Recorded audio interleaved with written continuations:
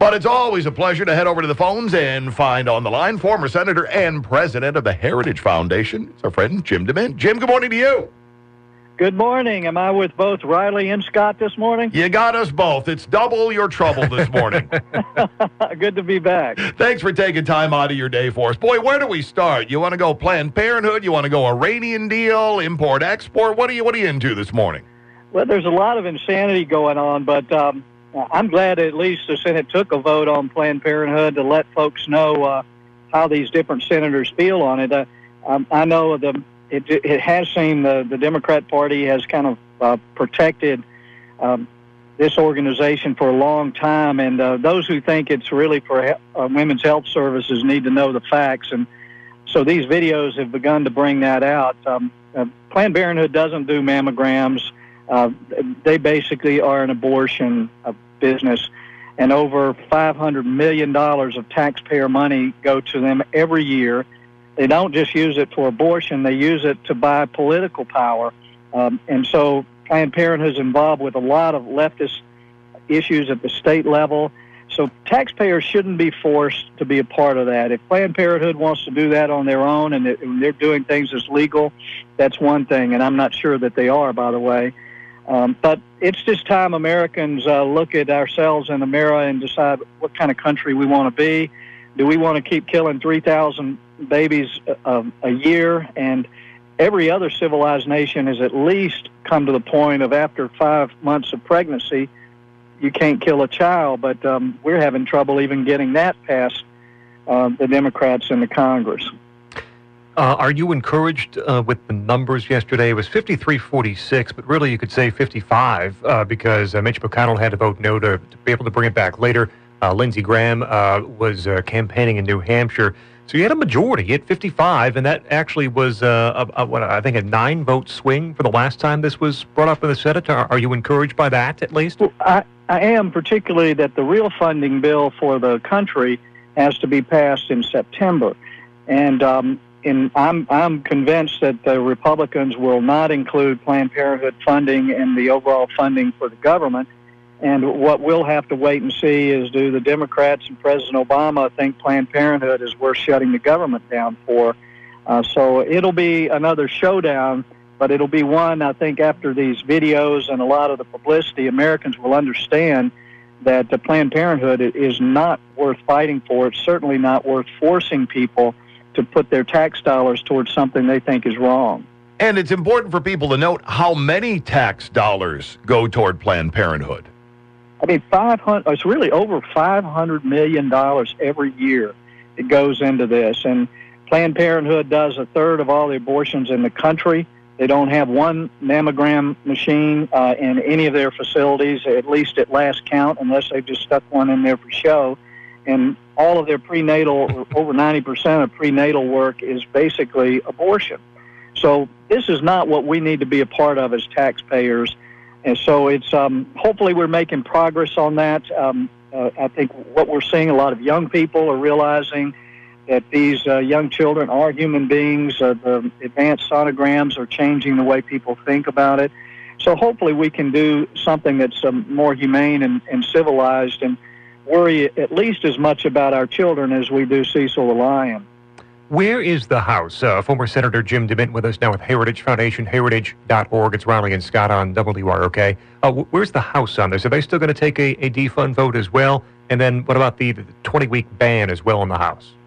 Yeah, I think the 20-week ban will probably come up after they get back.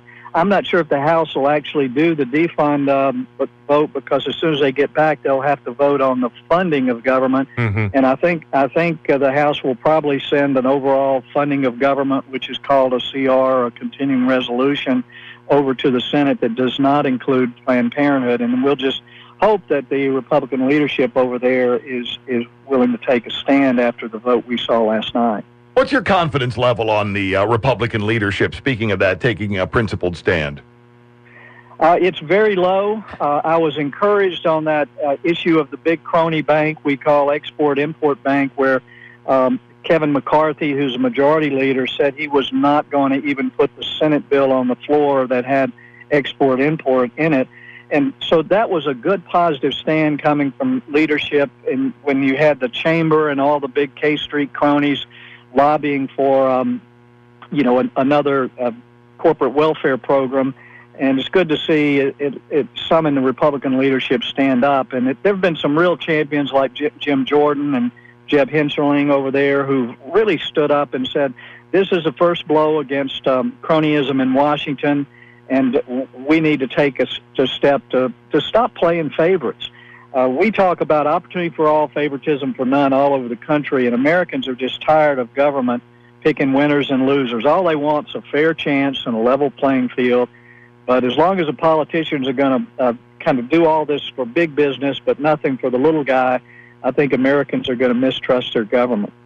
Former Senator Jim DeMint, now with the Heritage Foundation, heritage.org, for more information. The Iranian deal is currently sitting before the House and the Senate. It certainly appears as if there's enough votes in both chambers to disapprove of the deal, but perhaps not enough to override what is certain to be a presidential veto. We know the Iranian deal is bad. The real question is it bad enough to convince people like Senator Chuck Schumer to vote against the president? What do you think? Well, I hope it is. I hope we'll see the Democrats break rank with the president.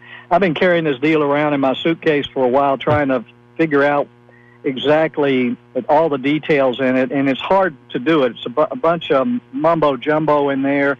It starts out talking about the peaceful nuclear program, then it talks about nuclear triggers, and we know that it doesn't include the intercontinental ballistic missiles that could take these nuclear weapons anywhere in the world. And the bottom line is this is the world's leading sponsor of terror. They have never done anything that would indicate we could trust them. There's side deals here. If the Democrats support this, or any Republicans, it's just going to show that they don't really care what's in this deal. But I'm convinced that it is going to put our children and the next generation into a nuclear war. I think the folks in Israel, Prime Minister Netanyahu, would say the same thing. Egypt and Jordan will rush to get their own nuclear weapons. It just opens a can of worms that we'll never be able to put the top on again. So I'm hoping that we'll see the Democrats for once break ranks with this insanity. We should not be making deals with terrorists. You know, and to look at it, it would seem that there shouldn't be any party division on this one. We're giving them $155 billion. That's more than we give our friends. Well, yeah, and that's about a third of their total budget. So it's like giving us $5 trillion and what that would do for our economy. But in Iran, we know it's going to pass through to Hamas and Hezbollah and other terrorist organizations, and it's going to end up where Americans are killed. I mean, Iran has been responsible for killing and maiming thousands of Americans in Iran and Afghanistan with the explosive devices they've provided there. And again, they have a holiday every year that's Death to America, that celebrates the taking of hostages back in the 70s. These people are not going to keep their word, and the United Nations is not going to act in the best interest of the United States. So this is a terrible deal. It's probably the worst foreign policy decision I've seen in my lifetime. And I just hope Americans will get engaged enough to say, this is crazy. I mean, it's not just about Israel. It's about us. I mean, if these guys could do it today, they'd blow up an American city. Iran cannot be trusted. Jim DeMint with us, president of the Heritage Foundation, heritage.org. The president, Secretary of State John Kerry, in their defense of the bill, simply say, well, what's your plan? There is no alternative. You've got to vote for this deal. There are alternatives out there. One would be simply to leave things as status quo, leave the sanctions on, which are crippling Iran's economy, and continue to force them to come to the negotiating table, right? That's exactly right. This false choice of either this agreement or war, it needs to be exposed for what it is. The sanctions are hurting Iran, and we've frozen $150 billion of their assets that mean they cannot do as much for terror around the world. And we could actually do a lot more with sanctions. With the drop in the oil prices, their economy is really, they've got their backs against the wall. This is a time we need to really press down harder, not let them out from under the boot here. So we really are doing something that is stupid, and we're unleashing the power of a terrorist nation that is going to hurt people all over the world. And there is a very good choice: continue the sanctions, strengthen the sanctions, arrange more boycotts on their oil exports, and Iran would eventually come to the negotiating table. And for those who maybe don't follow the political angle on it or look at it as being a political thing, just break it down to, when's the last time you made a deal with somebody that afterwards they jumped up and were high-fiving and applauding? You were afraid to tell the people you work with about the deal, and when it was all done, then they gave you the finger. Yeah, they're doing death to America every day over there now. We're still the great Satan. Oh, that's just for domestic consumption, Jim. Come on, don't worry about it. They don't really mean it. Well, everything about this deal is wrong. If you do something like this with another country, it is a treaty. Kerry has admitted they are not doing it as a treaty because the Senate would never pass it. This is the kind of thing that the voters need to be vigilant about and just say, I don't care which party you're in. If you vote for this, anyway. Former Senator Jim DeMint with us, president of the Heritage Foundation, heritage.org. It's Riley and Scott on WROK. Before we let you go, I wanted to ask our Republican Senator Mark Kirk on both issues we talked about this morning. On one issue, on Planned Parenthood, he's the only Republican to vote against defunding Planned Parenthood in the Senate, outside of Mitch McConnell, who did for procedural reasons, but he was the only vote, Mark Kirk. However, on the Iran deal, he's very good. He's one of the leading fighters against the Iran deal on foreign policy. He's up for re-election next year, and the argument goes from some, look, he's not perfect, but he's the best you can do in the state of Illinois, or a state like Illinois. Do you buy that? You served alongside him for a couple of years. Do you think a guy or a politician like Mark Kirk, a Republican like Mark Kirk, is about as good as Illinois can do from the Republican Party? Well, Mark's a fine person. He really is, and we don't always agree on political positions. But I think that's what the voters have to look at with everyone there is, are they representing their point of view? No one's going to always do that. I don't frankly understand the Planned Parenthood vote from folks of any party.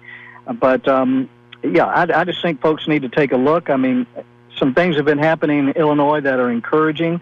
I'm getting a governor, or at least trying to turn some things around. Mm-hmm. In Illinois, it may be one of the first states that actually hit the wall financially. They are, with their unfunded pensions, are likely to be, close to the end of their financial rope in 5 to 10 years.